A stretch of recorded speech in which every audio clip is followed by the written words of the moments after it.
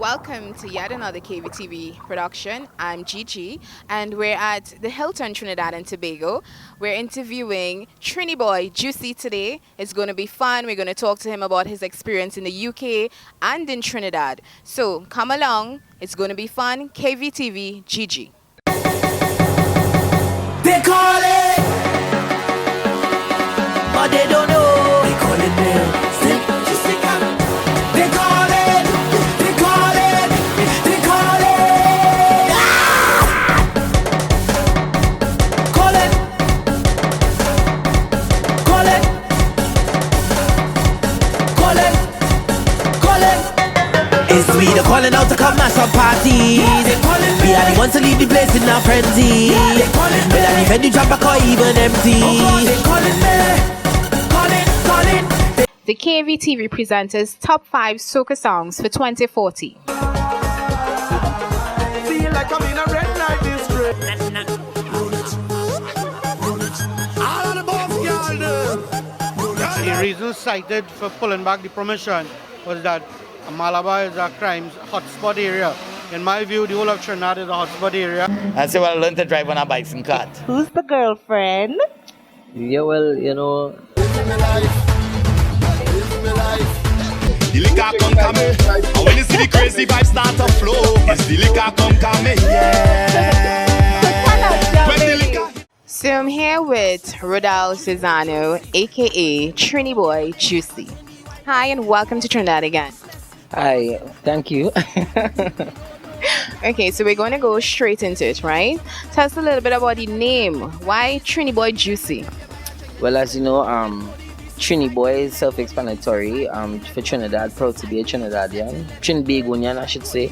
And the juicy part, it's like a mango, you know, when you have a mango and it's so infectious, now you want more of it. That's how I tend to make my music, with the same intention to have my audience engage with what I'm putting out.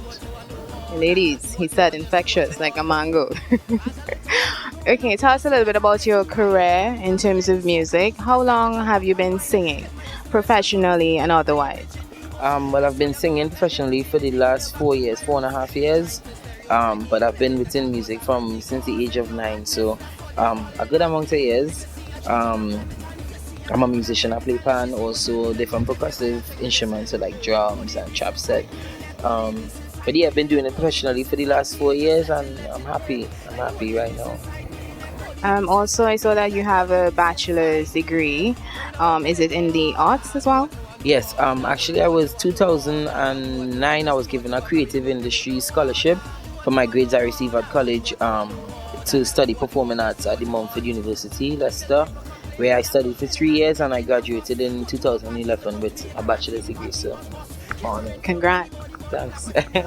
Okay, so tell us a little bit about how you're using your degree to use your art form currently.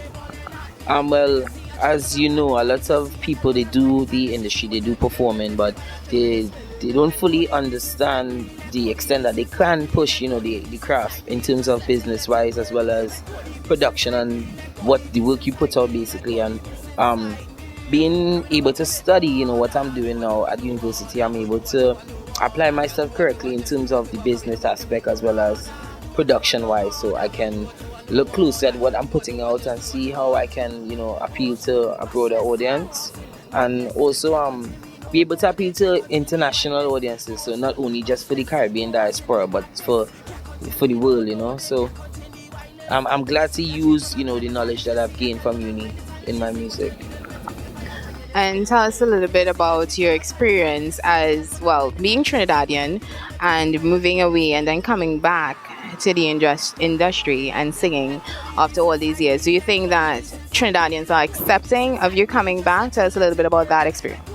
Yeah, you know what is quite strange is that in the UK, you know, they see that, oh, he's that Trinidadian, Trini, and then when you come home, they're like, oh, English is like, you know, it's that crazy, you know, feeling of belonging, you know, where you belong. But I mean, I've had tremendous support since I've been back home. I mean, it's an honor again to be doing what I'm doing outside, but not only representing Trinidad, but to represent the Caribbean, and people who love good music. And, you know, I'm pleased to be back home. I mean, it's hard, it's not easy, but I'm gaining that support and the right connects where I need it to be. So it's work in progress. Tell us a little bit about the invitation that you got from Kevin Roberts to come back to Trinidad and perform. What was your thought process when he called you? Yeah, well, we had in 2011. We had a festival, international festival in the UK, which was called the Carlo Festival, where they is the first ever Caribbean, soca festival. So we had Roy K, we had Kess, we had Marshall, we had the Dilly Nadan. We have a range of the Caribbean and Calypsonians come down and perform, and so I was representing the UK, and Marshall and Colonel Robert saw me performing, and they was like, it's really impressive. Said, listen, we need to arrange a meeting. So we had a meeting, and he invited me down the following year, 2012, to record a song which is called Beast in Me.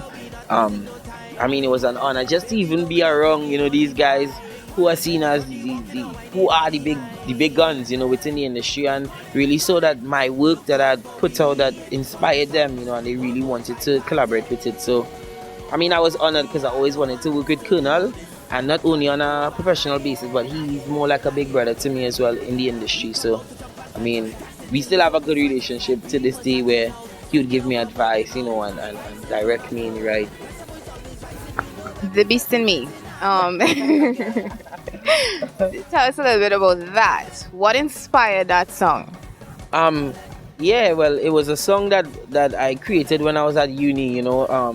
I had this tabanca, for 3 years, where a Carnival tabanca, where I couldn't travel because obviously I was studying heavy, for 3 years, and I would see all these videos on TV and people saying Trinidad Carnival and Fete, and I was just so, I had this anger, where I wanted to be there. I wanted to be a part of it, and this me kind of came about from that vibe, having this kind of vibe, and I was like, boastful, we bashless, we cause and pure madness, they can't contain. It was quite, and yeah, I mean, I got inspiration from that initial feeling of not being able to go, but still having that, Carnival to bank, and I came up with this song, and it did well, it came second in the first UK Soca Monarch. So yeah, I mean, and then when Colonel did the remix to it, we released it in 2012, and I won the Soca Monarch in the UK. So, I mean, the Beast had good work. So. Congrats.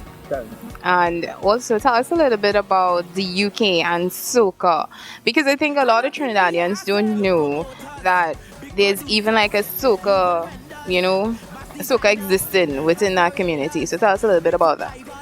Yeah, well, I mean, it's a growing form, I would say. I mean, with the help of Afrobeats now, which is new genre of music being introduced there, I'm able to market, the soca within that realm, within the Afrobeat circuit, to kind of engage them, to bring them back into, our scene. But again, I've been sort of, well, people say I'm pushing the boundaries for soca in the UK, because I mean, I'm not only performing for the Caribbean diaspora, but using my knowledge and the music that I hear out there to appeal to, again, the wider audience. So I go and perform at festivals, I perform at Independence. I did 2 events last year, which was the first for soca artists. I did this show called I Love Live alongside like people like Adele, Grammy Award, perform there. We have people like Rich Tilly too, these are big UK based artists, who's gone international. I mean, I was probably one of the smallest artists to perform on the bill, but had the biggest, impact, because I had costume, I gave them the full works, So also, I did a show called Open Mic UK, which is something similar to the X Factor. When I auditioned, I believe there was like 5,000 on the day. They took something like 30 people. You had a minute to audition, and I got through to that.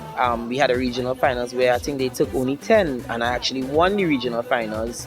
Got through to that, but unfortunately, the finals was the 18th of January, and I was in Trinidad, so I had to pull out the competition. But just by me, making that statement and letting them know, there's soca, I was able to, bridge and create, you know, another avenue for soca to be promoted. It's in the UK. So In terms of using other cultures, because you mentioned the Afrobeats, right? Are you using other forms of music to influence your own sound? Because I know, like, well, now people know a lot about Tamaya and the P Squares are coming out. Ira Lovalingo, I love that song. And are you using those forms to influence your own music? yeah, most definitely. I mean, I sleep, I study, I work, you know, everything in the UK. So I mean, a lot of the music that I do here, like we have a genre of music called grime, which is like lyrics based. I think it's the equivalent to like extempo or raga soca, you know, that kind of vibe.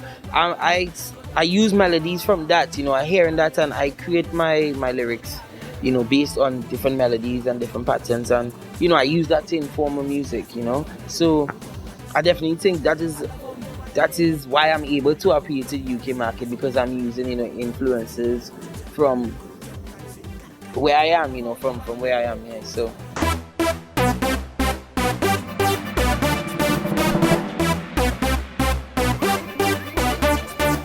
Okay, yeah. Triniboi Joocie. J, press the button. Who me tell them? Girl, I wanna see you go down, go down, down, down, down. Go down to the ground. Find your body and shake your waist up. Girl, can you can't do it wrong. Girl, I wanna see you go down, go down, down, down, down. Go down to the ground. Find your body and shake your waist up. Girl, can you can't do it wrong. I'll get all the attention from Money. Love how she hips them curves. So, Triniboi Joocie, wrapping things up a little. Tell us, for upcoming artists, probably those who are in the UK and trying to break through in, well, that arena and then come back to Trinidad. Tell us what would you say to them? well, again, I mean, it's about working hard, you know, working hard, and also, you know, a lot of people say they don't do it for money or whatever, but I mean, when we say money, you have to look at the business side of things, you know. So just like an organization or business, you need to organize yourself or prepare and get your stuff correct in that sense, you know.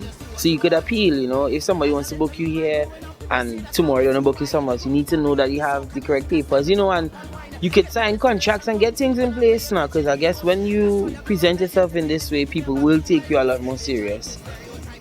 Another thing is, don't look at, as a contradiction that I've said, don't look at the fast money or think it's a hustle. If you're just doing it for that reason, I guess you would find it difficult, because you'd find a lot of people doing it for the same reason and they're not as far, you know.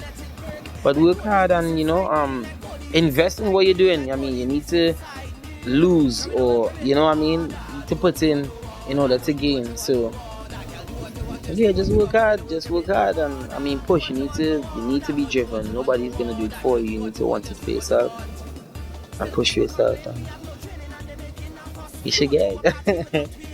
Closing remarks, shout out. Yes, I want to big up the Zati crew, big up the Joocie camp. I want to big up all the producers that I'm working with, big up all the promoters in the UK as well, man. Yes, we're doing good. You know, big up to again the Trinidad media, to everyone who's been supporting, you know, Triniboi Joocie, but also supporting the music, you know, and I'm honored. I feel grateful. I'm happy, and I mean, we have more things to come, man. So look out, stay tuned. Triniboi Joocie, yes. There you had it, Triniboi Joocie. It's a wrap.